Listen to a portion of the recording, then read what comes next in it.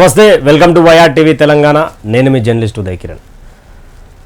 ఈరోజు తెలంగాణ అసెంబ్లీ మొదటి విడత కూడా మొదలైనటువంటి పరిస్థితి. అక్కడ తెలంగాణ అసెంబ్లీలో ఏం చర్చలు జరిగాయి, అదేవిధంగా గవర్నర్ తమిళిసై సౌందరరాజన్ కూడా ఏం మాట్లాడారన్నది మార్నింగ్ నుండి ఈవినింగ్ దాకా అందించే 1 PM, 2 PM, 4 PM వార్తలలో మీకు చూపించబోతా ఉన్నాం. అదేవిధంగా ఇక్కడ దిశ డైనమిక్ సంబంధించినటువంటి పేపర్ తీసుకునే ముందు ముఖ్యంగా వైఆర్ టీవీ తెలంగాణ ఛానల్ని అందరూ సబ్స్క్రైబ్ చేసుకోండి.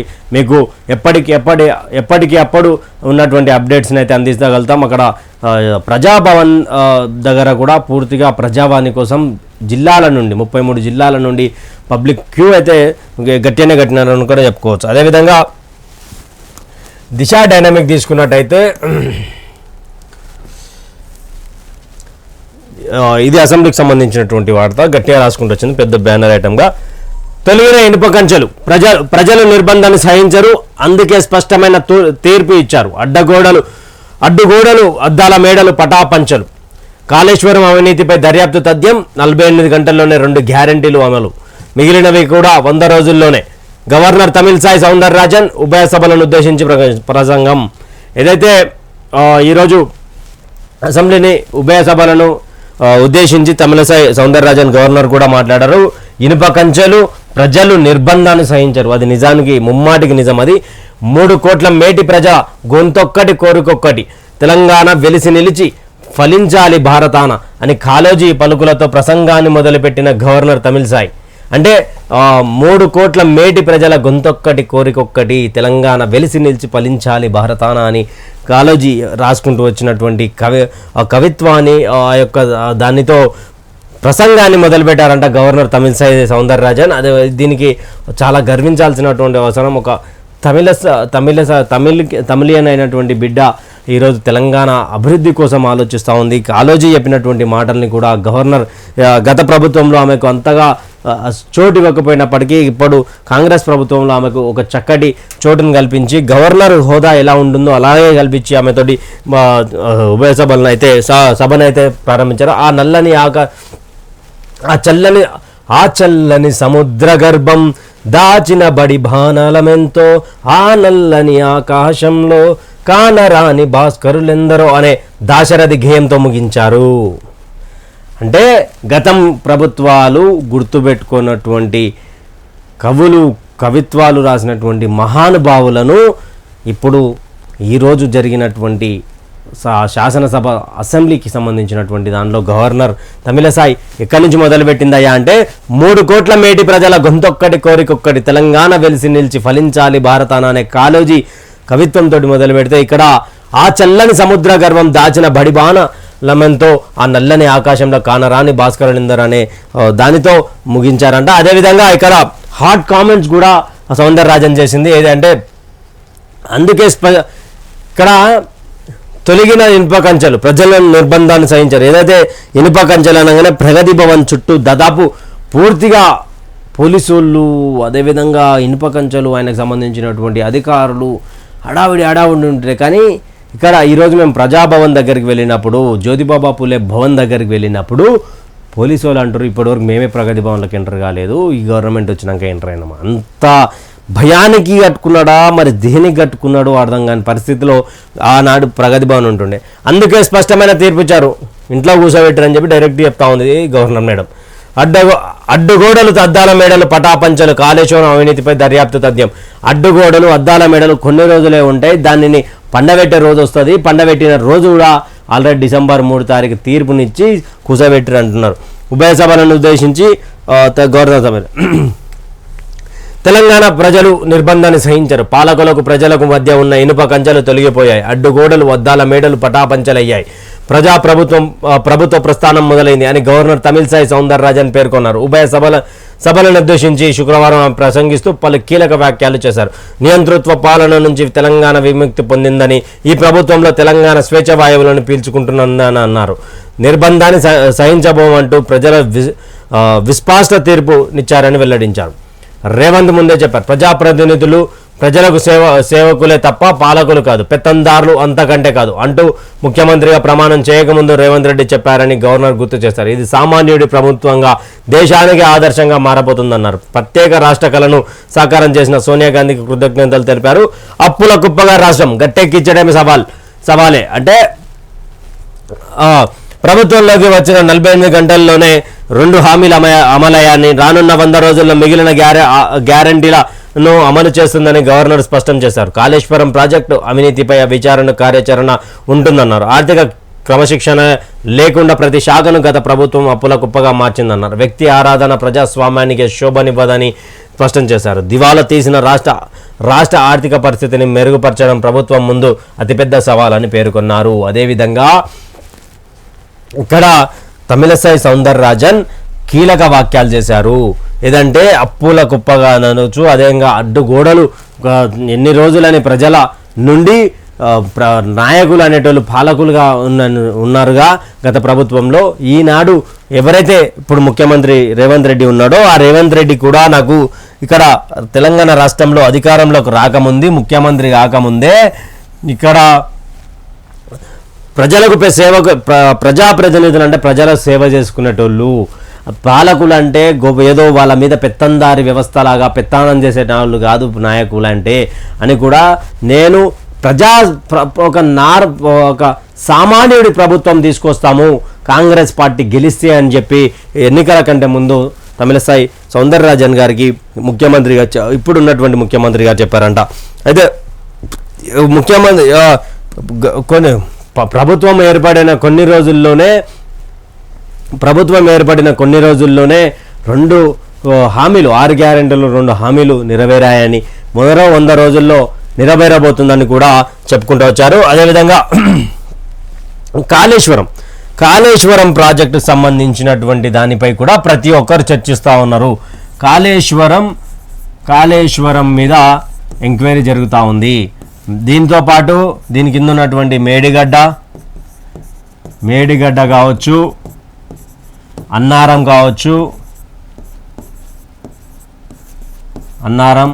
ఇవన్నీ కూడా ఎక్సెట్రా దీనికి సంబంధించినటువంటి దాని మీద ఈరోజు గవర్నర్ మేడం మాట్లాడారు. అంటే దీని మీద స్ట్రిక్ట్గా అమలు కాబోతా ఉన్నాయి, దీని మీద స్ట్రిక్ట్గా దర్యాప్తు చేయనున్నారు అని కూడా అర్థమవుతున్నటువంటి పరిస్థితి కనిపిస్తూ ఉంది. అదేవిధంగా ఇక్కడ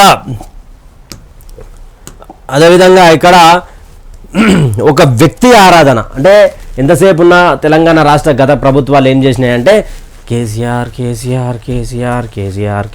కేటీఆర్ అనుకుంటా వాళ్ళ భజన చేసుకున్నారు. కాబట్టే తెలంగాణ రాష్ట్రం ధనిక రాష్ట్రంగా ఉన్నటువంటి తెలంగాణ పసిబిడ్డను ఒక దుర్మార్గుడి చేతిలో పెడితే ఆ బిడ్డకి సంబంధించినటువంటి చెవులు, ముక్కు, కళ్ళు అన్నీ కూడా అమ్మేసుకొని ఎవరైనా పక్కింటోళ్ళు అడిగితే మరి ఏం సంగతి మీ బిడ్డ ఎట్లుందంటే ఇప్పుడే పసుకున్నా కదా నడుచుకుంటా వెళ్ళాను దొగ్గుతుంది అప్పుడే ఉరికిలాడేసి ఎట్లా ఇప్పుడే ఒలింపిక్ ఉరకమంటే ఎట్లా అని చెప్పి ఆ రోజు ఈ టీఆర్ఎస్ వాళ్ళు ముచ్చట్లు చెప్పారు.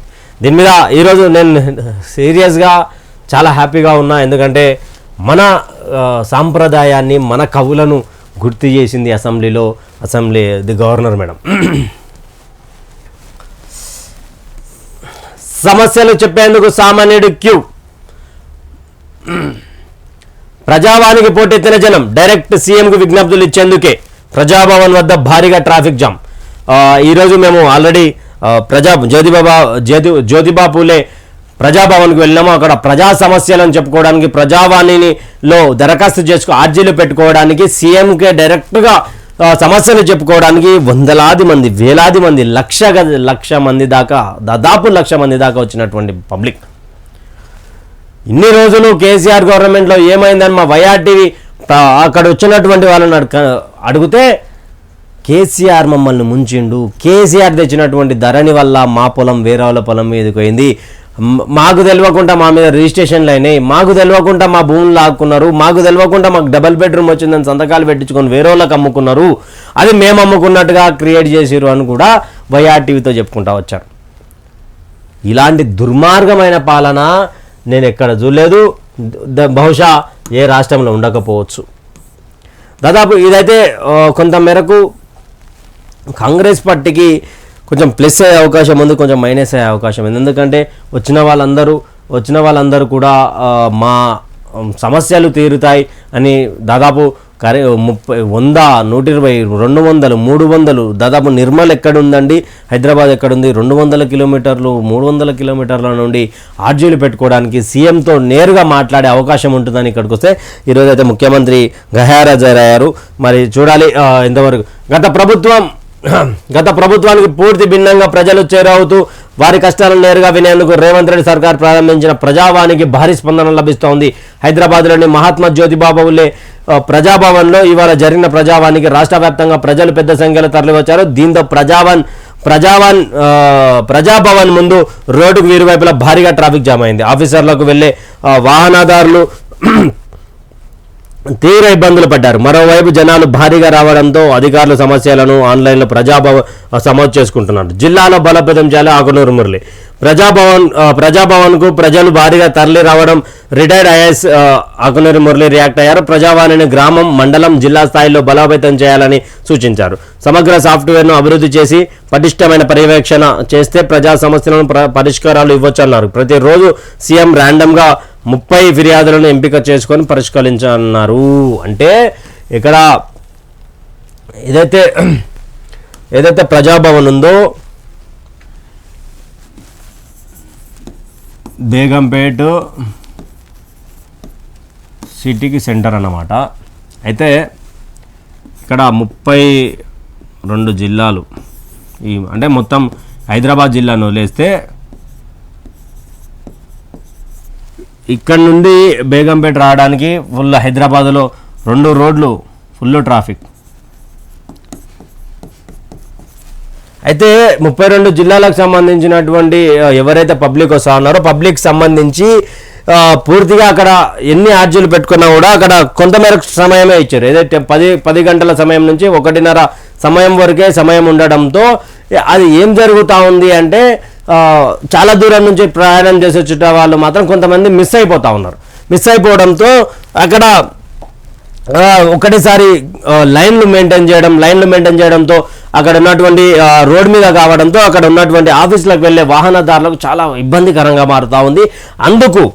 అందుకు రిటైర్డ్ ఐఏఎస్ ఆకునూరి మురళి గారు ఏం చెప్తా ఉన్నారు అంటే గ్రామ, మండల, నియోజకవర్గ, జిల్లా స్థాయిలలో ప్రజావాన్ని పెట్టి ఒక ఆన్లైన్ సిస్టమ్ ద్వారానో దేని ద్వారానో ఒక జిల్లాకి సమయాన్ని కేటాయిస్తే అక్కడ ఉన్నటువంటి ఆర్జీలను కూడా పూర్తి విచారణ చేసి వాళ్ళకి న్యాయం జరుగుతుంది, తొందరగా న్యాయం జరుగుతుంది. ఎందుకంటే ఇప్పుడు బేగంపేట నుండి ఏదైతే జ్యోతిబాబు ఫులే ప్రజాభవన్ నుండి ఇక్కడ ఆర్జీలు స్వీకరించి అక్కడ నుంచి నిర్మల్ నుంచి ఇక్కడ కరీంనగర్, ఇక్కడ ఉమ్మడి మహబూబ్ నగర్, అదేవిధంగా మెదక్ ఇలాంటి నియోజకవర్గాల నుంచి ఊరు నుంచి వచ్చేటోళ్ళందరూ ఇక్కడ దాదాపు చాలా మంది నిరుపేదలు, ముసలి వాళ్ళు 50 సంవత్సరాలు దాటినటువంటి వాళ్ళు తమకు సంబంధించినటువంటి ఇట్లా పేపర్ తీసుకొని ఇట్లా చూపిస్తూ ఉన్నారు. మాకు అన్న ఇది మా పరిస్థితి, మా భూములు ధరణి వచ్చిన తర్వాత వేరే వాళ్ళ మీదకి ఎక్కినాయి, మా పరిస్థితి ఎవరికి అర్థమవుతలేదు. మాకు విఆర్ఏలో అయితే దాదాపు 20,000 మంది విఆర్ఏల గోడు పట్టించుకోలేదు. గతంలో 83 రోజులు ధర్నా చేసినటువంటి పరిస్థితి. వాళ్ళను కూడా వాళ్ళకు సంబంధించినటువంటి వ్యక్తి నేను జేఏసీ నాయకుడిగా ఉంటాను అని చెప్పి వారసత్వం కింద విఆర్ఏలు అయినటువంటి వారిని, అదేవిధంగా వారితో పాటు కొంతమందిని కూడా వారి దగ్గర నుంచి డబ్బులు వసూలు చేసి మోసం చేసినటువంటి పరిస్థితి. చూడాలి మరి ఆకునూరి మురళి గారు చెప్పినట్టు అవుతుందా లేకపోతే అవకాశం ఉందా లేదా అనేది వేచి చూడాల్సినటువంటి పరిస్థితి. అసెంబ్లీలో ఫ్యామిలీ టైం. ఉత్తమ్ దంపతులు, కోమటిరెడ్డి బ్రదర్స్, కేటీఆర్, కవిత, హరీష్ రావు మూడో రోజు అసెంబ్లీ సమావేశాలు ప్రారంభమయ్యాయి. అయితే గవర్నర్ ప్రసంగంలో ఉభయ సభల సంయుక్త సమావేశంలో ప్రత్యేక ఆకర్షణీయంగా పలువురు సభ్యులు నిలిచారు. ఒకే కుటుంబానికి చెందిన లీడర్లతో సందడి నెలకొంది. కాంగ్రెస్ పార్టీ నుంచి మంత్రి ఉత్తమ్ కుమార్ రెడ్డి దంపతులు, మంత్రి కోమటిరెడ్డి బ్రదర్స్, బెల్లంపల్లి ఎమ్మెల్యే గడ్డం వినోద్ బ్రదర్స్, తండ్రి తనయుడు కూచుకున్న దామోదర్ రెడ్డి రాజేష్ రెడ్డి ఉన్నారు. బీఆర్ఎస్ నుంచి మాజీ మంత్రి కేటీఆర్, ఎమ్మెల్సీ కవిత, మాజీ మంత్రి మల్లారెడ్డి, మరి రాజశేఖర్ రెడ్డి మామ అల్లుడు, అదేవిధంగా ఉభయ సభల సంయుక్త సమావేశంలో సెంటర్ ఆఫ్ అట్రాక్షన్గా మారారు. అంటే రాజకీయ నాయకులకు సంబంధించినటువంటి బడా నేతలు ఎవరైతే ఉన్నారో వాళ్ళకు సంబంధించినటువంటి వార్త అన్నమాట ఇది ఫ్యామిలీ టైం. ఎవరైతే వీళ్ళున్నారో వాళ్ళకు సంబంధించినటువంటి ఒక గవర్నర్ ప్రసంగం ఉభయ సభలలో అక్కడ ఉత్తమ్ కుమార్ రెడ్డి వాళ్ళ భార్య పద్మావతి రెడ్డి గారు, ఇక్కడ కోమటిరెడ్డి బ్రదర్స్, అక్కడ చెన్నూరు వివేక్ వెంకటస్వామి బ్రదర్స్, గడ్డం వివేక్, అదేవిధంగా కేటీఆర్ కవిత, అదేవిధంగా కూచుకుల్ల దామోదర్ రెడ్డి నాగర్ కర్నూలు నియోజకవర్గం సంబంధించినటువంటి కూచుకుల్ల దామోదర్ రెడ్డి, అదేవిధంగా తన తనయుడు రీసెంట్గా మరి జనార్దన్ రెడ్డి మీద కాంగ్రెస్ అభ్యర్థిగా గెలిచినటువంటి రాజేష్ రెడ్డి, మేడ్చల్ మోడల్ మల్లారెడ్డి, తన అల్లుడు మరి రాజశేఖర్ రెడ్డి, వీళ్ళందరూ కూడా కనిపించారంట. ఇక్కడ ఏమర్థమవుతుందంటే ఉన్నవాడికే పదవులు వస్తాయి, రాజకీయంగా ఎదగాలి అంటే డబ్బు ముఖ్యం అనేది కూడా అది అర్థమవుతా ఉంది. ఇక్కడ అంటే ఒక ఫ్యామిలీ టైంని అక్కడ స్పెండ్ చేశారు, ఒక సంబరం అయితే కనిపిస్తుందని కూడా దిశ డైనమిక్ రాసుకుంటూ వచ్చాను. కేసీఆర్కు భద్రత కుదింపు, 4+4 గన్మెన్లతో సెక్యూరిటీ. మాజీ సీఎం కేసీఆర్ భద్రత విషయంలో కాంగ్రెస్ ప్రభుత్వం కీలక నిర్ణయం తీసుకుంది. ఆయన కేటాయించిన భద్రతను కుదించింది. వై కేటగిరీ సెక్యూరిటీని కేటాయిస్తూ ఉత్తర్వులు చేసింది. దీంతో 4+4 గన్మెన్లతో పాటు ఎస్కాట్ వాహనం కేసీఆర్ వెంట ఉండనుంది. అలాగే కేసీఆర్ ఇంటి ముందు సెంట్రీ ఇవ్వాలని ప్రభుత్వం నిర్ణయించింది. కాగా మాజీ మంత్రులు, మాజీ ఎమ్మెల్యేలకు కూడా గన్మెన్లను తొలగించింది. అయిపోయింది. ఇన్ని రోజులు భజన, కేసీఆర్ భజన, కేటీఆర్ భజన, సారు వాళ్ళకి నీకు అపాయింట్మెంట్ ఇవ్వనోళ్ళు. అయితే ఈడ ఫస్ట్ కేసీఆర్ కంటే ముందు ఈడ మాట్లాడుకుందాం, మాజీ ఎమ్మెల్యేలు, మాజీ మంత్రులకు గన్మెన్లను తీసేసారు. కొంతమంది ఫామ్ హౌస్ డ్రామా ఆడి చూసిరా, వాళ్ళకు తాండూరు ఆయన, అచ్చంపేట ఆయన, వాడు రేఖాకాంతరావు వీళ్ళనంట కొన్నిగా వేయరంట, వాళ్ళకి భద్రత లేదంట అని చెప్పి కొంతమందిని పెంచితే ఇక్కడ దుబ్బాకకు సంబంధించినటువంటి ప్రస్తుత ఎమ్మెల్యే కొత్త ప్రభాకర్ రెడ్డి మీద దాడి జరిగినాక మరికొంతమందికి బీఆర్ఎస్ అధికారంలో ఉన్నటువంటి ఎమ్మెల్యేలకు భద్రత లేకుండా పోయింది. ప్రతిపక్షంలో ఉన్న వాళ్ళకి కాదు, అధికారంలో భద్రత అని చెప్పి +4 అనగానే ఇక్కడ మెదక్ నుండి మెదక్ దుబ్బాకల కొత్త ప్రభాకర్ రెడ్డి మీద దాడి జరగంగానే అందరికీ గన్మెన్లను పెంచాడు. అది జరిగిన 2 రోజులకే అచ్చంపేటలో దాడి జరిగిందని గువ్వల బాలరాజు మీద ఆయన తన్నారని కాంగ్రెస్ పార్టీకి సంబంధించిన ఒక సానుభూతి ప్రదర్శించడానికి చూస్తే అక్కడ వంశకృష్ణ ఉమ్మడి మహబూబ్ నగర్ జిల్లాల్లో చరిత్రలో ఇంకా ముందు ఇంకా తర్వాత ఏమీ ఉండదు, 52,000 మెజార్టీతో చిక్కుడు వంశకృష్ణ గెలిచింది. అంటే దాంట్లో 10,000 ఓట్లకు సంబంధించినటువంటి ఏదైనా ఉందనుకో, ప్రభుత్వం ఓట్ బ్యాంక్ చీల్చవచ్చు అనుకున్నాం, ప్రభుత్వ ఓటు వ్యతిరేకం 42,000 ఓట్ బ్యాంక్ అయితే గువ్వల బాలరాజు సంబంధించినటువంటి వాళ్ళందరికీ ఇప్పుడు ఇంకా వాళ్ళందరూ ప్రైవేట్ వాళ్ళని పెట్టుకొని తిరగాల్సిందే. ఇక్కడ కేసీఆర్ కూడా వై కేటగిరీ ఇచ్చి 4+4 ఇచ్చారంటే ఎస్కాట్ వాహనం కూడా ఉండనుందని కూడా రాసుకుంటూ వచ్చింది. వీళ్ళందరికీ అవసరం లేదు, అనవసరంగా వేస్ట్. అయినా నార్మల్గా కేసీఆర్ ప్రభుత్వంలో ఉన్నటువంటి ముఖ్యమంత్రిగా ఉంటేనే బయటికి రాలే, ఎందుకు ఆయనకు ఇప్పుడు బయటకు వస్తే నమ్మకం ఉంది, అసెంబ్లీకి హాజరైతే నమ్మకం ఉన్నదా మీకు? కలెక్టర్ గన్మెన్ సూసైడ్, భార్య పిల్లలను చంపి ఆపై ఆత్మహత్య. సిద్దిపేట జిల్లాలో విషాదం. పాపం సిద్దిపేట జిల్లా collector gunmen AR constable Naresh ఆత్మహత్య చేసుకున్నాడు. ముందు తన భార్య, 2 పిల్లలను తుపాకీతో కాల్చి చంపి అదే గన్నుతో తాను సూసైడ్ చేసుకున్నాడు. చిన్న కోడూరు మండలం రామునిపట్ల గ్రామంలో ఈ ఘటన చోటు చేసుకుంది. సమాచారం తెలుసుకున్న పోలీసులు ఘటనా స్థలానికి చేరుకొని మృతదేహాలను పోస్టుమార్టం కోసం తరలించారు. అప్పులే ఆత్మహత్యకు కారణంగా పోలీసులు అనుమానిస్తున్నారు. ఈ ఘటనకు సంబంధించి పూర్తి వివరాలు తెలియాల్సి ఉంది. ఎందుకు అక్కడ గన్మెన్లకు సంబంధించినటువంటి వాళ్ళు సూసైడ్ చేసుకుని చనిపోతూ ఉన్నారు. గతంలో ఒకటి చూసాం, ఇప్పుడు కూడా మరొకటి కలెక్టర్కి సంబంధించినటువంటి గన్మెన్ పాపం కుటుంబంతో చనిపోయినటువంటి పరిస్థితి.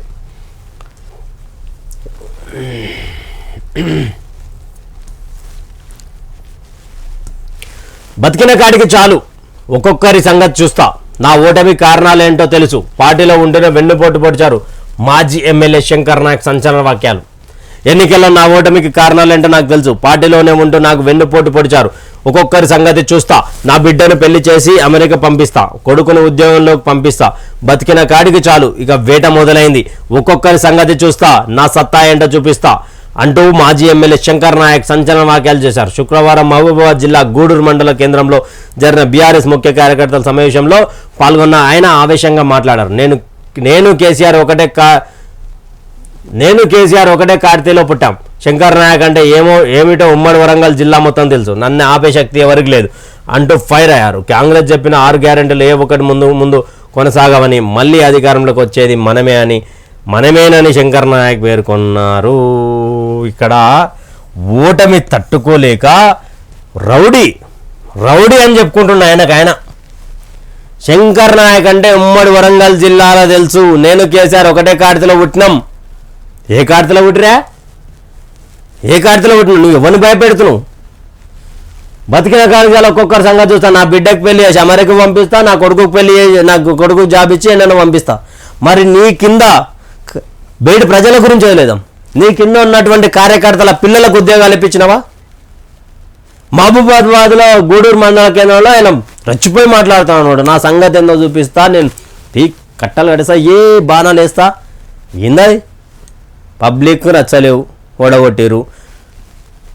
నా ఓటమి కారణాలు ఏంటో తెలుసు. పార్టీలో ఉంటుండే వన్నుపోటు పొడిచారు. మీ దౌర్జన్యాలు ఎట్లున్నాయి? మళ్ళా మేమే ప్రభుత్వం ఏర్పాటు చేస్తామని సిగ్గు లేకుండా చెప్తాం. అలా చూడ్డానికి మాలలో ఉండి ఇలాంటి మాటలు మాట్లాడచ్చా? అంటే ఎవరిని బెదిరిస్తా ఉన్నాడు? పబ్లిక్ని బెదిరిస్తా ఉన్నాడా? లేకపోతే ఆయన వెంటున్నాడు బెదిరిస్తున్నాడు? వాళ్ళు వెంటున్నాడు అంటే నీకు నమ్మదగిన వాళ్ళే కదా. నీ అరాచకాలు చూడలేకనే నేను ఓడగొట్టి ఉంటారు కదా.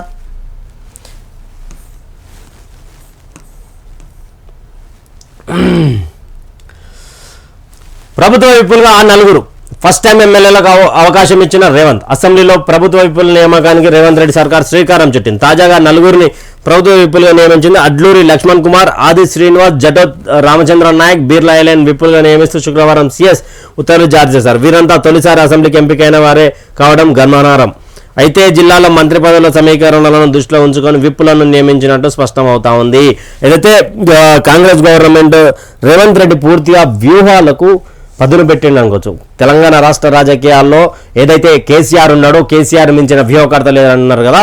ఇప్పుడు రేవంత్ రెడ్డి వ్యూహకర్తగా పదును పెట్టిండు, తన పనికి మొదలుపెట్టిండు. అయితే ఏదైతే ఫస్ట్ టైం 4 ఫస్ట్ టైం పోటీ చేసి దాంట్లోకి వచ్చినటువంటి ఎమ్మెల్యేలకు ఆయన అయితే ఇచ్చిందంట. ఒకరేమో బీర్లా ఐలయ్య, ఒకరు ఆది శ్రీనివాస్ అంటే మర్చిపోని పేరు. ఎందుకంటే మొట్టమొదటి 119 నియోజకవర్గాల్లో మొట్టమొదటగా గెలిచిన సీటు ఫస్ట్, తర్వాత కాలంలో కాంగ్రెస్ పార్టీ నుంచి గెలిచిన సీటు. ఆది శ్రీనివాస్, అడ్లూరి లక్ష్మణ్ కుమార్, జటావత్ రామచంద్ర నాయక్ వీళ్ళందరినీ కూడా మొదటగా గెలిచి అక్కడ జిల్లాల్లో ఉన్నటువంటి సమీకరణాలు, మంత్రి పదవుల సమీకరణలో భాగంగానే ఈ 4 ఇచ్చినట్టు కూడా తెలుస్తోంది. బీఆర్ఎస్లో జోగుడు బ్యాచ్కే ప్రయారిటీ, వాళ్ళే అసలైన లీడర్లను తొక్కారు. ఎమ్మెల్సీ తక్కెళ్లపల్లి రవీందర్రావు సంచలన కామెంట్స్.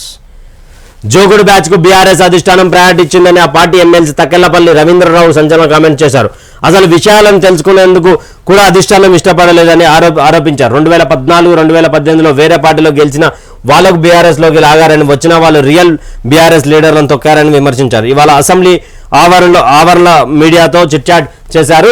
ఓటమి తర్వాత రియలైజేషన్ కరెక్ట్ కాదని, తొక్కుడు రాజకీయాలతోనే బీఆర్ఎస్ ఓడిందని అన్నారు. వాస్తవాలు చెప్తే వినేందుకు కూడా అధిష్టానం ఇష్టపడలేదన్నారు. మాజీ మంత్రి ఎర్రబెల్లి దయాకర్ రావుకు ఓటమి పాలకుర్తి ప్రజలు ఎప్పుడో డిసైడ్ చేశారని వ్యాఖ్యానించారు. పార్టీ గెలుపుపై ఊహాగానాలు ఎక్కువై వాస్తవాలు మర్చిపోయారని, తాను ఇన్ఛార్జిగా ఉన్న జిల్లాలో ఓటమి కారణం స్థానిక రాజకీయాలే అన్నారు. ఇప్పుడు ఎన్ని రోజులు తక్కలపల్లి రవీందర్రావు అదేవిధంగా చాలామంది కూడా కేసీఆర్ అపాయింట్మెంట్ కోసం చూశారు. ఏదో జిల్లాలో జరుగుతున్నటువంటి నిజాలను, జిల్లాల్లో జరుగుతున్నటువంటి అభ్యర్థుల మీద వ్యతిరేకతను, ఆయా నియోజకవర్గంలో ఉన్నటువంటి పట్టును ఎవరు కోల్పోతా ఉన్నారు, ఎవరు గెలవబోతా ఉన్నారు అనే కొన్ని ఎక్కడే మైనస్ అవుతుందని కూడా చెప్పుకునేందుకు అవకాశం ఇవ్వలేదు. వేరే పార్టీలకు గెలిచిన వాళ్ళను బీఆర్ఎస్ పార్టీలకు రాగానే రియల్గా ఏదైతే టీఆర్ఎస్ పార్టీని, కేసీఆర్ని నిజానికి ఉద్యమం సమయం నుంచి వారి వెంట నడిచినటువంటి వాళ్ళను వేరే పార్టీ నుంచి వచ్చి వాళ్ళు తొక్కేసిరు. ఈరోజు ఎగ్జాంపుల్గా పాలకుర్తికి సంబంధించినటువంటి ఎర్రబెల్లి దయాకర్ రావు ఓడిపోవడానికి కారణం అక్కడ ఉన్నటువంటి బయట నుంచి వచ్చినటువంటి రాజకీయ నాయకులు, అదేవిధంగా ఎర్రబెల్లి ఓడిపోతాడని ఎప్పుడో ప్రజలు డిసైడ్ చేశారు. అది కూడా 26 సంవత్సరాల యశస్విని రెడ్డి చేతిలో ఓడిపోయారు. రాజకీయ కుటుంబమే ఉండొచ్చు వాళ్ళది, కాకపోతే తాను ఇన్ఛార్జ్గా ఉన్న జిల్లాలో ఓటమి కారణం స్థానిక రాజకీయాలు అన్నారు తక్కల్లపల్లి రవీంద్రరావు ఎమ్మెల్సీ. ఆయన కూడా చాలా వరకు 2014-18లో కూడా ఆయన చెప్పుకుంటూ వచ్చడానికి కూడా ఛాన్స్ ఇవ్వలేదంట అధిష్టానం. పాపం మరి ఎందుకు ఇక పాపం అయ్యో ఏంది ఈయన పరిస్థితులు అయిపోయి. ఆసుపత్రి నుంచి కేసీఆర్ డిశ్చార్జ్. నందినగర్లోని నివాసానికి వెళ్లిన మాజీ సీఎం బీఆర్ఎస్ అధినేత మాజీ సీఎం కేసీఆర్ యశోద ఆసుపత్రి నుంచి డిశ్చార్జ్ అయ్యారు. హైదరాబాద్ నందినగర్లోని నివాసానికి ఆయన వెళ్లారు. తుంటి ఎముక విరగడంతో వైద్యులు ఆయనకు హిల్ రిప్లేస్మెంట్ సర్జరీ చేశారు. 8 రోజుల పాటు వైద్యుల పర్యవేక్షణలో ఆసుపత్రిలో ఉన్న కేసీఆర్ ఇవాళ డిశ్చార్జ్ అయ్యారు. కేసీఆర్కు 6 వారాల పాటు రెస్ట్ అవసరమని వైద్యులు తెలిపారు. మిత్రులారా, తెలంగాణ ప్రజలారా, ఈయనను నమ్మకండి. ఇదంతా పార్లమెంట్ ఎన్నికల కోసం, ఇదంతా సర్పంచ్ ఎలక్షన్ల కోసం, జెడ్పీటీసీ, ఎంపీటీసీ ఇప్పుడైతే ఎలక్షన్లు ఉన్నాయో అవి. 2 బెడ్రూమ్లు ఉన్నటువంటి నందినగర్ ఇంటికి ఎందుకు పోతున్నారో రాజకీయ విశ్లేషకులకు కూడా అర్థమవుతలేదు. ఆడ పార్కింగ్ కా సరిపోదు, 1 కారు 2 కార్లు లేవు, కాకక్కడ బోస్ కార్లు ఉన్నాయి. కొడుకుతాన 1-2 లేవు, మోస్తున్నాయి. బిడ్డతాన మోస్తున్నాయి. అందరూ బిడ్డ కాడికి పోతారేమో అనుకున్నారు, కానీ నందినగర్ హిల్స్కి ఎందుకు పోతుండు అయినా అనేది అర్థమవుతలేదు. ఎందుకంటే రాజకీయ పునర్జన్మనిచ్చినటువంటి ఇల్లు కదా అది, అందుకే పోతా ఉండా. 8 రోజుల పాటు మిత్రులారా, ఈ 8 రోజుల పాటు ఏదైతే ఉందో 8 రోజుల పాటు కేసీఆర్ సైలెంట్గా ఉన్నాడు. ఆయన మైండ్ సైలెంట్గా ఉంది. ఆయన బాడీ మీద ఆయనకు అవగాహన ఉండి 8 రోజుల్లో చక్రం వ్యూహాలు అన్ని నిర్బంధాలు కబంధాస్తాలకు తెచ్చుకోవడానికి ప్రయత్నం చేస్తాడని కూడా సీనియర్ చెప్తాను. కానీ ఈ నందినగర్ హిల్స్లోకి 2 బెడ్రూమ్లు ఉన్నటువంటి నందినగర్ హిల్స్లోకి ఎందుకు పోతా ఉన్నాడు, ఇదే ప్రశ్నగా మారింది. చాలామంది రాజకీయ విశ్లేషకులను అడిగే ప్రయత్నం చేసినా కానీ ఎవరు చెప్పట్లేదు. మరి ఏందో దానికి వెనుక స్టోరీ ఏముంటుంది, ఏం సంగతి అర్థం కాకుండా అయిపోయింది. ఇది దిశ డైనమిక్ సంబంధించినటువంటి 1 PM వార్తలు. అదేవిధంగా V6 వెలుగు డిజిటల్కి సంబంధించి ఈరోజు ఏముందంటే దీంట్లో అప్పుల కుప్పగా తెలంగాణ.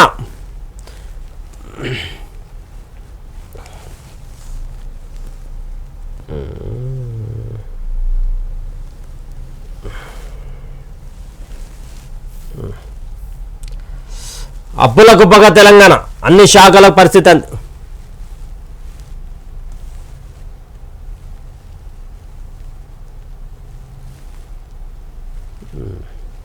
రైట్. ఇక V6 వెలుగు సంబంధించి డిజిటల్ పేపర్ 2 PM సంబంధించి చూసుకుందాం.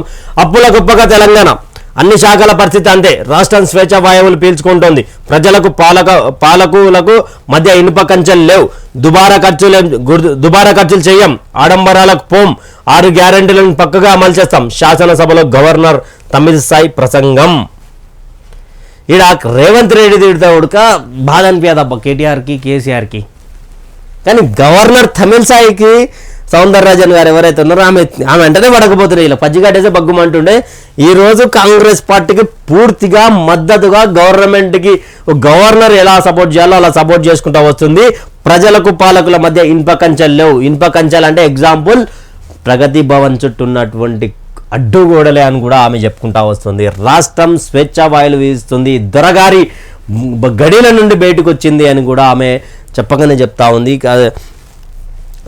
తెలంగాణ రాష్ట్రం మిత్రులారా, మనం చెప్పుకున్నట్టు ప్రతిరోజు ప్రతి న్యూస్లో ఈవినింగ్ మార్నింగ్ ప్రతి వార్తలలో వైఆర్టీ చెప్తున్నట్టు తెలంగాణ రాష్ట్రం గత ప్రభుత్వం చేసినటువంటి అప్పుల కుబ్బిల ముగిసిపోయింది. దానికి ఎగ్జాంపుల్గా కూడా ఈరోజు అసెంబ్లీలో జరిగినటువంటి సాక్షాత్తు గవర్నరే చెప్పడం ఇది పరిస్థితి. అప్పుల ఊబిలోనే అన్ని శాఖలు రూపాయలు 81,516 కోట్ల 81,516 కోట్ల అప్పుల డిస్కంలు, రూపాయలు 50,275 కోట్ల నష్టాల్లో విద్యుత్ పంపిణీ సంస్థలు, సివిల్ సప్లైస్ కార్పొరేషన్ అప్పు రూపాయలు 56,000 కోట్లు, ఆ కార్పొరేషన్ నష్టాలు 11,000 కోట్లు, కార్పొరేషన్ల పేరిట విచ్చలవిడిగా రుణాలు ఆర్థిక క్రమశిక్షణ లేదు, వ్యవస్థ గాడి తప్పింది. వ్యక్తుల కోసం వ్యవస్థలు సంస్థలు పనిచేశాయి, విచ్చలవిడిగా దుబారా ఖర్చులు చేశారు. ఏది వైఆర్టీవీ చెప్పడమే కాదు, ఇక్కడ సాక్షాత్తు గవర్నర్ చెప్పడం. ఒక వ్యక్తి గురించి వ్యవస్థలు పనిచేశాయి, సంస్థలు పనిచేశాయి, అధికారులు పనిచేశారు, ఉన్నతాధికారులు పనిచేశారు. ఆయనకు బాంఛన్ దొర అనుకుంటా కాలు మొక్కినటువంటి పరిస్థితి తెలంగాణ రాష్ట్రంలో కనిపించింది. దుబారా ఖర్చులు చేసారు. దేనికి చేసారు? ఏంది అప్పులేంది? 81,516 కోట్లు. ఏం డిస్కమ్ల మీద 50,275 కోట్లు. ఏందో అసలు అర్థం కాని అసలు కొత్త ప్రభుత్వాన్ని ఇరకాటలో పెట్టేసిరయ్యా.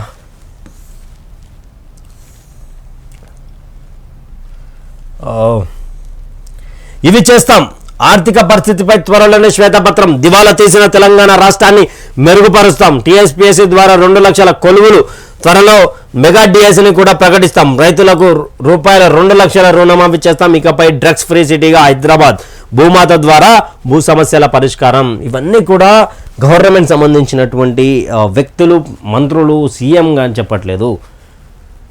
గవర్నర్ తమిళసై సౌందరరాజన్ చెప్తున్నటువంటి మాట ఏంటంటే ఆర్థిక వ్యవస్థ పైన శ్వేతపత్రం రిలీజ్ చేస్తాం. టీఎస్పీసీలో 2 లక్షల కొలువులు ఇవ్వబోతా ఉన్నాం. డ్రగ్స్ ఫ్రీ సిటీగా రైతులకు 2 లక్షల రుణమాఫీ. ఎట్లా చేస్తారా మేము చూస్తాం. మేమే చేయక తనలాడినవన్నీ నా కేటీఆర్ అన్నాడుగా. వాళ్ళ ఆస్తులు జప్తు చేసి వేస్తారు, అంతే, ఏం లేదు అడగ.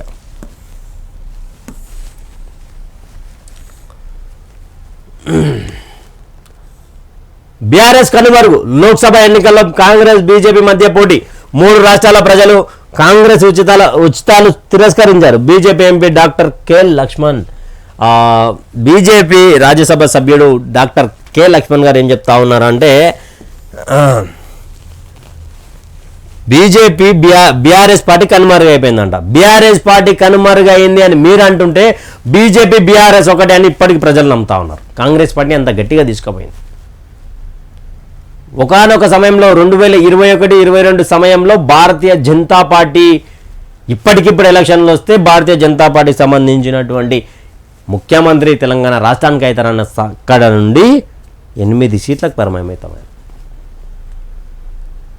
ఈరోజు బీఆర్ఎస్ కనుమరుగైంది.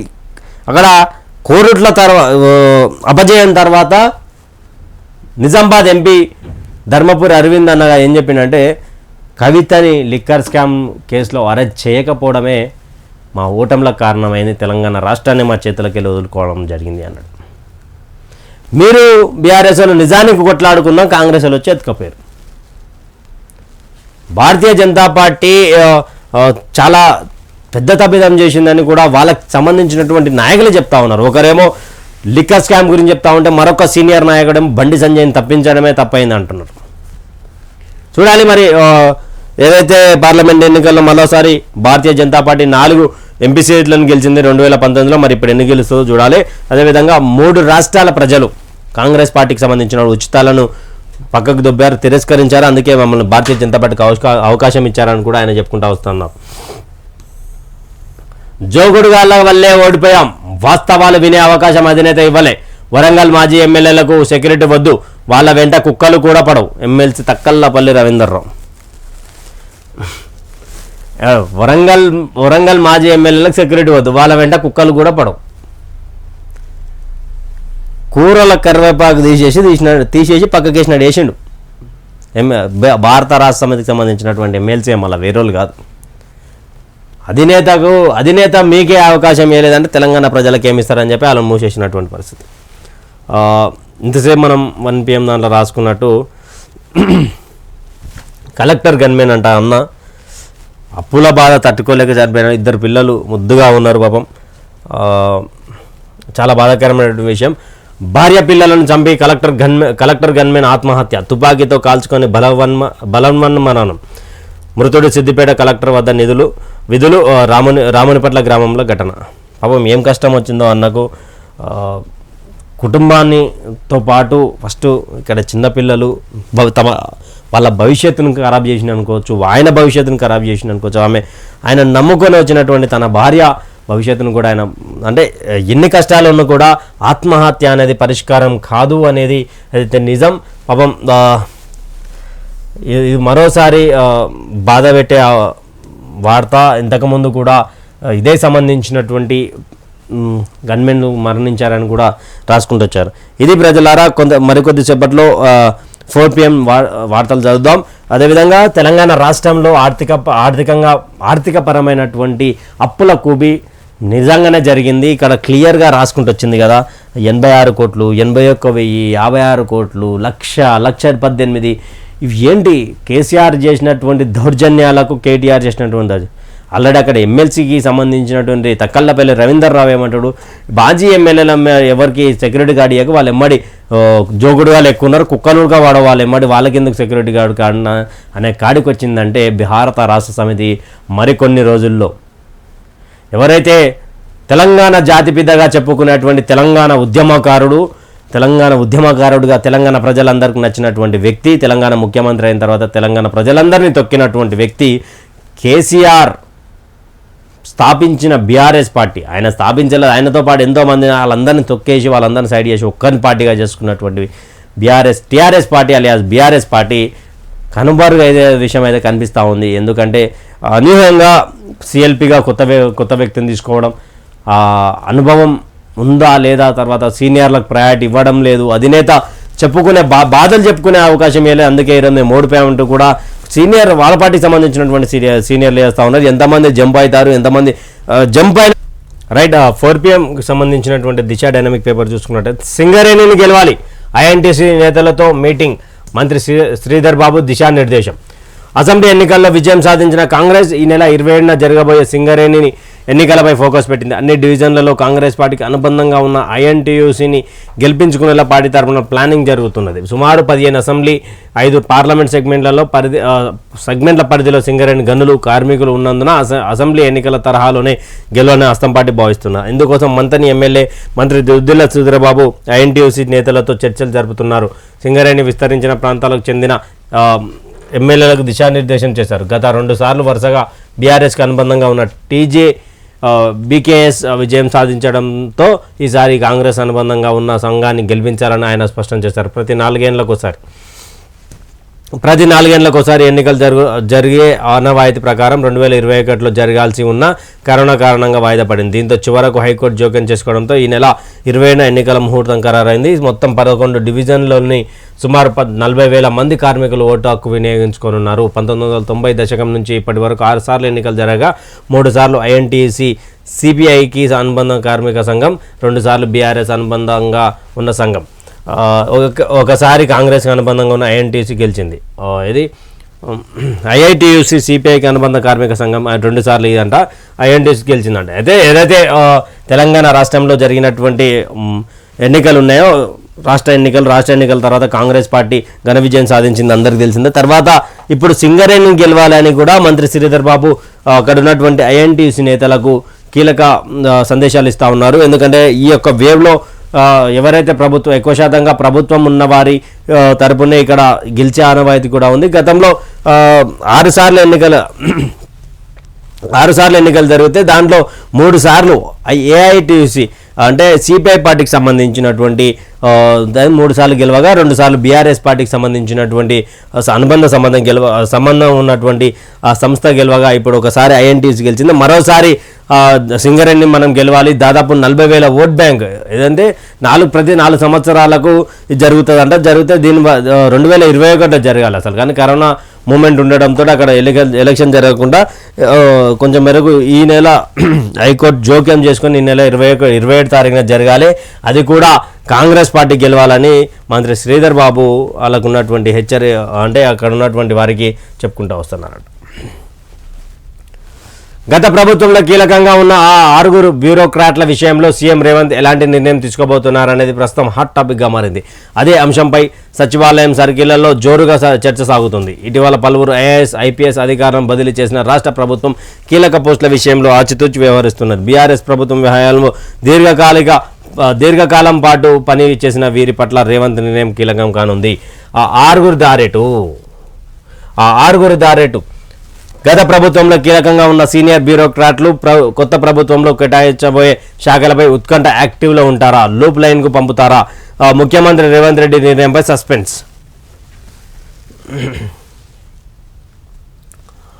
ఆ ఇద్దరిది అదే దారి. మంత్రి కేటీఆర్కు అన్ని తామే వ్యవహరించిన అరవింద్ కుమార్, జయేష్ రంజన్ ఇకపై లూప్ లైన్లోకి వెళ్ళక తప్పదని తెలుస్తుంది. ఔటర్ రింగ్ రోడ్ వ్యవహారంలో అరవింద్ వ్యవహార శైలిపై గతంలో రేవంత్ తీవ్ర అసంతృప్తి వ్యక్తం చేసిన సంగతి తెలిసింది. అలాగే మీడియాకు తప్పుడు సమాచారం ఇస్తున్నారన్న ఆరోపణలపై సమీక్ష సమావేశంలో ఇప్పటికే ఐటీ మినిస్టర్ శ్రీధర్ బాబు ఆగ్రహం వ్యక్తం చేసిన నేపథ్యంలో జయేష్ రంజన్ను కూడా లూప్ లైన్ పెట్టొచ్చనే అవకాశం. వీళ్ళిద్దరైతే ఇక్కడ ఆమెకు లూప్ లైన్ తప్పదా? గత ప్రభుత్వంలో ముఖ్యమంత్రి కార్యదర్శిగా వ్యవహరించిన స్మితా సబర్వాల్ మిషన్ భగీరథ స్కీమ్లతో పాటు గ్రామీణాభివృద్ధి లాంటి అంశాలతో సీఎంఓ తరపున బాధ్యతలు చూశారు. ఇప్పుడు ఇరిగేషన్ డిపార్ట్మెంట్కు సైతం అదనపు బాధ్యతలు చూస్తున్నారు. కాళేశ్వరం ప్రాజెక్టుపై అవినీతి ఆరోపణ నేపథ్యంలో ఆమెను ఎక్కడికి బదిలీ చేస్తారని సస్పెన్స్గా మారింది. సిఎస్ విషయంలోను సిఎస్ శాంతకుమారి విషయంలో డెసిషన్ ఏంటో తెలియాల్సి ఉంది. జలమండలి దీర్ఘకాలిక ఎండిగా వ్యవహరించిన దానకిషోర్, వ్యవసాయ శాఖ కార్యదర్శిగా కమిషనర్గా వ్యవహరిస్తున్న రఘునందన్ రావు, ప్రస్తుతం రెవెన్యూ శాఖకు ముఖ్య కార్యదర్శిగా ఉన్న నవీన్ మిట్టల్ తదితరులను కూడా బదిలీ చేసే అవకాశాలు ఉన్నాయన్నది సీనియర్ అధికారుల వాదన. అయితే వీరిని ప్రభుత్వం లూప్ లైన్లోకి ఉంచుతుందా లేక వేరే బాధ్యతలకు మారుస్తుందా అనేది చూడాలి. ఏదైతే కేసీఆర్ ప్రభుత్వంలో అన్నీ తామై చేసినటువంటి వారికి బదిలీలు తప్పడం లేదు. దాంట్లో పెద్ద పెద్ద వాళ్ళు ఉన్నారు. వీళ్ళిద్దరైతే ఏకంగా అరవింద్ కుమార్, జయేష్ రంజన్ కూడా లూప్ లైన్లోకి రాబోతున్నారు. అదేవిధంగా స్మితా సబర్వాల్ ఇక్కడ సిఎస్ కూడా జరిగే అవకాశం ఉందా? లూప్ లైన్లోకి వెళ్తారా? మరి ఆ రోజు ఎవరైతే కేసీఆర్కి అనుబంధంగా వాళ్ళ కింద వాళ్ళకే పనిచేసినటువంటి వ్యక్తులను మార్చే అవకాశంలో రేవంత్ రెడ్డి ప్రభుత్వం ఉందని కూడా దిశ డైనమిక్ 4PM రాసుకుంటూ వచ్చింది.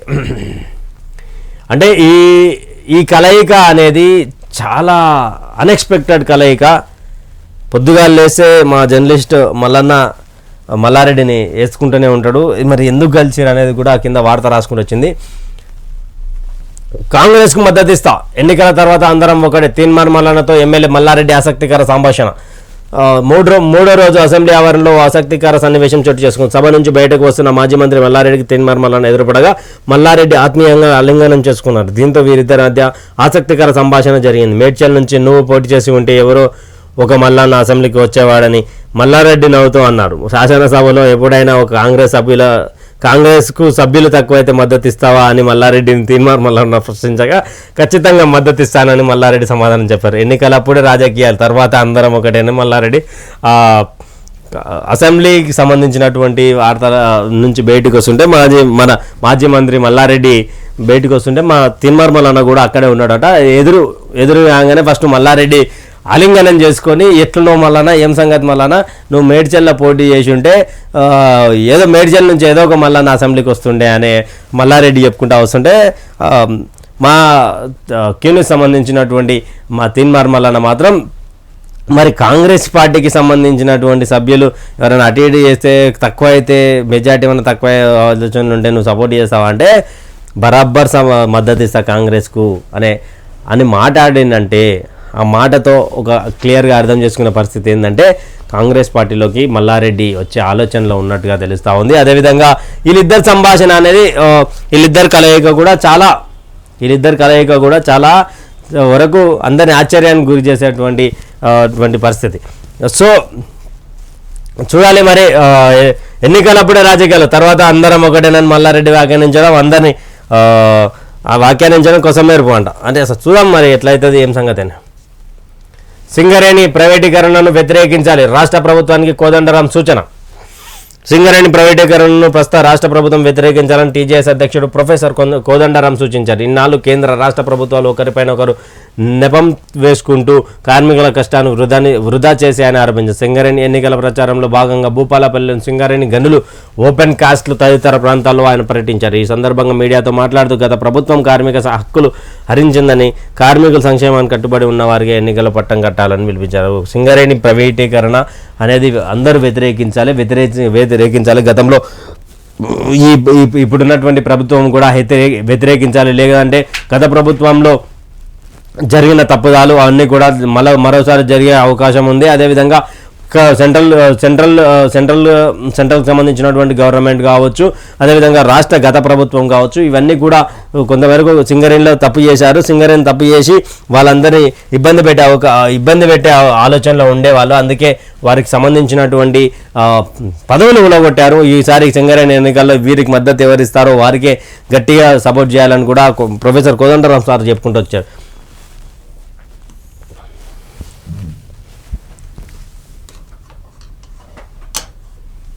అత్యాచారం కేసులో యూట్యూబర్ అరెస్ట్. పెళ్లి పేరుతో మోసం చేశారని యువతి ఫిర్యాదు. అదుపులోకి తీసుకున్న నార్సింగి పోలీసులు. పెళ్లి పేరుతో మోసం చేసి యువతిపై అత్యాచారానికి పాల్పడిన యూట్యూబర్ చందు సాయిని పోలీసులు అరెస్ట్ చేశారు. ఓ యువతి ఇచ్చిన ఫిర్యాదు మేరకు నార్సింగ్ పోలీసులు అతను అదుపులోకి తీసుకున్నారు. ప్రేమ పేరుతో దగ్గరైన చందుసాయి పెళ్లి చేసుకోమంటే ఆ తర్వాత ముఖం చాటేశాడని బాధితురాలు చెప్పి పోలీసులకు ఆశ్రయించింది. దీంతో అతడిపై కేసు నమోదు చేసిన పోలీసులు అరెస్ట్ చేశారు. కాగా చందుసాయి యూట్యూబ్లో చందుగాడు, పక్కింటి కుర్రాడు వంటి ఛానల్స్లో వీడియోలో చేస్తూ ఫేమస్ అయ్యాడు. రైట్, అవును, ఇది నిజానికి కూడా యూట్యూబర్ విషయంలో కొంతమేరకు కొన్ని వార్తలు బయటకు వస్తూ ఉంటాయి. మరి అది ఎంతవరకు నిజం, ఎంతవరకు వద్ద దీనిలో చూడాల్సినటువంటి పరిస్థితి కనిపిస్తుంది. ఓ మహిళగా బాధపడుతున్నా, సెలవు వద్దంటే బాధను విస్మరించినట్టే. నెలసరిపై స్మృతి ఇరానీ వాక్యాలకు ఎమ్మెల్సీ కవిత కౌంటర్. ఈమె ఈరోజు మహిళలు అంటే ఈరోజు ఇప్పటి నుంచి ఇంకా 5 సంవత్సరాలు చాలా ఉంటుంది. ఇంకా పార్లమెంట్ ఎన్నికలు వస్తున్నాయి కదా, పార్లమెంట్ ఎన్నికలు మహిళ 33 రిజర్వేషన్ తీసుకొచ్చినందుకే కేంద్ర ప్రభుత్వం గద్దె దిగి 33 రిజర్వేషన్ చేస్తామని చెప్పి ఈమెకు భయపడే చేశారు. ఈరోజు ఈమె స్మృతి ఇరానీ మీద కూడా కామెంట్ చేసినట్టు కూడా దిశ డైనమిక్ రాసుకుంటూ వచ్చింది 4 PM. మహిళల బాధ పట్ల ఇలాంటి నిర్లక్ష్యాన్ని చూడాల్సి వస్తున్నందుకు మహిళగా బాధపడుతున్నానని ఎమ్మెల్సీ కవిత పేర్కొన్నారు. నెలసరి సమయంలో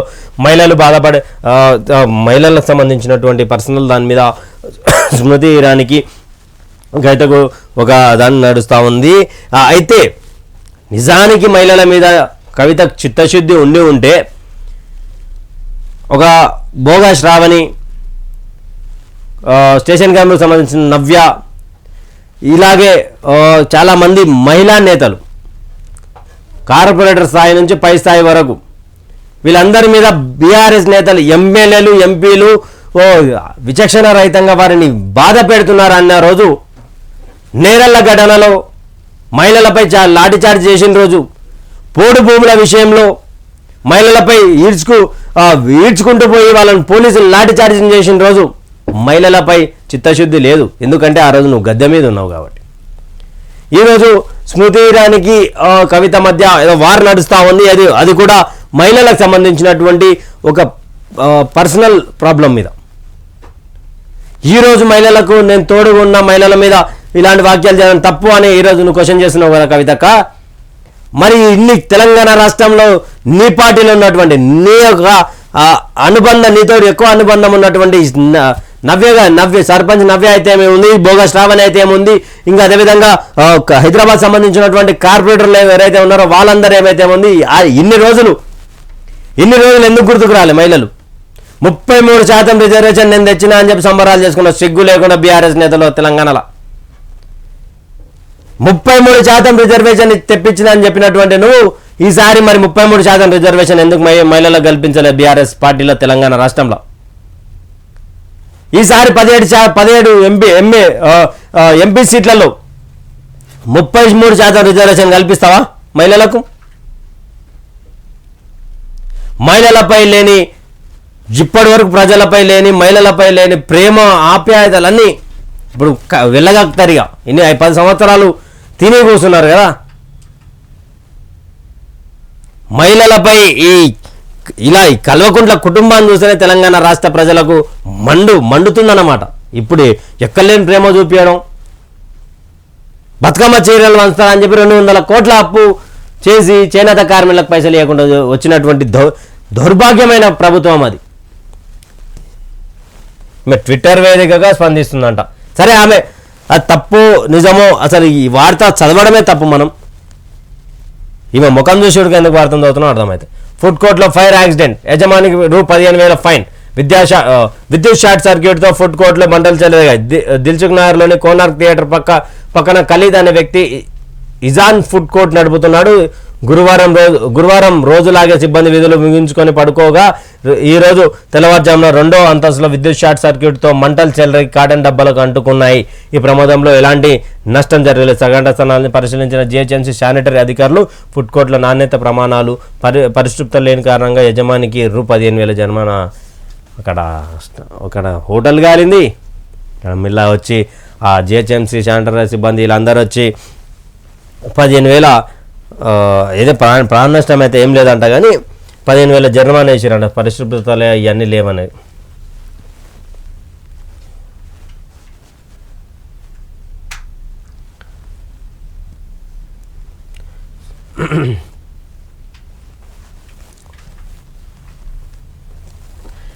బర్రెలకకు big relief. Hi friends, video post కేసుపై హైకోర్టు స్టే. హాయ్ ఫ్రెండ్స్, డిగ్రీలు పీజీలు చదివిన పట్టాలు వస్తున్నాయి కానీ ఉద్యోగాలు రావడం లేదు అంటూ 2021లో సోషల్ మీడియాలో వీడియో పోస్ట్ చేయడంతో కర్నె శిరీష బర్రెలక్కపై గతేడాది డిసెంబర్ 27న నాగర్కర్నూలు జిల్లా పెద్దకొత్తపల్లి మండలం పోలీస్ కేసు నమోదు చేశారు. ప్రస్తుతం ఆ కేసు విచారణపై హైకోర్టు స్టే విధిస్తూ ఇవాళ ఉత్తర్వులు జారీ చేసినట్లు హైకోర్టు న్యాయవాది రామేశ్వరరావు ప్రకటన తెలిపారు. ఇక నుంచి ఆమె తరచు కోర్టుల చుట్టూ తిరగాల్సిన పని లేదని న్యాయస్థానం తెలిపాడు. అంటే తెలంగాణ రాష్ట్రం ఎట్లుండే ప్రజలారా, గత ప్రభుత్వంలో హాయ్ ఫ్రెండ్స్ డిగ్రీలు పీజీలు చేసిన పట్టాలు వస్తున్నాయి కానీ ఉద్యోగాలు వస్తలేవు అన్న ఒక వీడియో వైరల్ అయితే, ఆ వైరల్ అయినటువంటి ఆమె పేరు కర్నె శిరీష. ఇప్పుడు 2023 నవంబర్ 30 తారీఖు జరిగినటువంటి ఎన్నికలలో కొల్లాపూర్ స్వాతంత్ర అభ్యర్థిగా పోటీ చేసి 6,000 ఓట్లు కూడా ఆమె సాధించింది. అదేవిధంగా నిన్న ఏదైతే ఆంధ్రప్రదేశ్ సంబంధించినటువంటి సీఎం ఒకరిని బర్రెలక్క పేరు, అంటే ఈమె పేరు కూడా నోటి నుంచి తీసుకోవడం చాలా వరకు గర్వంగా ఫీల్ అయ్యేటువంటి విషయం. అయితే ఆమె పెద్దకొత్తపల్లి మండలంలో పోలీసులు ఆమెపై కేసు నమోదు చేశారు కదా, దాని గురించి రోజు ఆమె కోట్ల చుట్టూ తిరగడం అవసరం లేదని కూడా రామేశ్వర్ ఆమె న్యాయవాది చెప్పుకుంటూ వచ్చారు. ఇప్పటి నుంచి ఆమె స్వేచ్ఛగా తిరగొచ్చు అని కూడా ఆమె ఈ వార్త రాసుకుంటూ వచ్చారు. ఇది దిశ డైనమిక్ సంబంధించినటువంటి వార్తలు. మరి చూడాలి తెలంగాణ రాష్ట్రంలో ఇంకా ఇప్పుడు 5 సంవత్సరాలు అసలు గవర్నమెంట్ ఫామ్ అయి ఒక 12 రోజుల సమయమే అయింది. ప్రమాణ స్వీకారం చేసి 7 తారీఖు చేస్తే ఇంకా ఇది ఒక 8 రోజులే అయింది. ఇక్కడ బీఆర్ఎస్ నేతలు అయితే తక్కడ బిక్కడ అవుతా ఉన్నారు. అటు సైడు భారతీయ జనతా పార్టీకి సంబంధించినటువంటి రాజకీయ నాయకులు, ఎమ్మెల్యేలు కూడా కొంతమేరకు ప్రభుత్వాన్ని అటాక్ చేసే పనిలో ఉన్నాయి. ఎందుకంటే నిన్న రాజసింగ్ ఏదైతే రేవంత్ డబ్బులు ఇటలీ నుంచి తెస్తావా అనే కామెంట్స్ కూడా రాజసింగ్ సంబంధించినటువంటి వార్తలు కూడా వైరల్ అవుతూ ఉన్నాయి. చూడాలి తెలంగాణ రాష్ట్ర గవర్నమెంట్ మరి ఎలా ప్రవర్తిస్తుంది, ఎలా ఈ అప్పీల కూపి నుంచి బయటపడుతుంది. అదేవిధంగా ఈరోజే ఆ మహిళలపై కూడా ఆమె కల్వకుంట్ల కవిత ఎమ్మెల్సీకి ప్రేమ పొంగిపోయేస్తుంది. ఒక స్త్రీలకు అంటూ ఒక రోజు హాలిడే ఇవ్వాలి ప్రత్యేకంగా అని అంటున్నారు. మరి ఇలా గవర్నమెంట్ ఉన్నప్పుడు స్త్రీలను పట్టించుకున్నట్టు కాదు కదా, వాళ్ళని కొట్టేయకపోతే సరిపోతా ఉండే. వాళ్ళని అంతగానం కొట్టించినటువంటి చరిత్ర నేరెళ్ల భూముల విషయం కావచ్చు, నేరెళ్ల రైతుల విషయంలో కావచ్చు, అదేవిధంగా పోడు భూములలో కావచ్చు, అక్కడ రిపోర్టింగ్ చేయడానికి పోయిన జర్నలిస్టుల మిత్రులపై కేసులు పెట్టడం కానీ అరాచకాలు చేసినటువంటి వాళ్ళు ఈరోజు శుద్ధపూస మాటలు మాట్లాడుతున్నటువంటి విషయం కనిపిస్తోంది. అదేవిధంగా వైఆర్టీవీ తెలంగాణ ఛానల్ని సబ్స్క్రైబ్ చేసుకోండి. మరిన్ని విషయాలు కూడా మీ ముందుకు తీసుకొచ్చే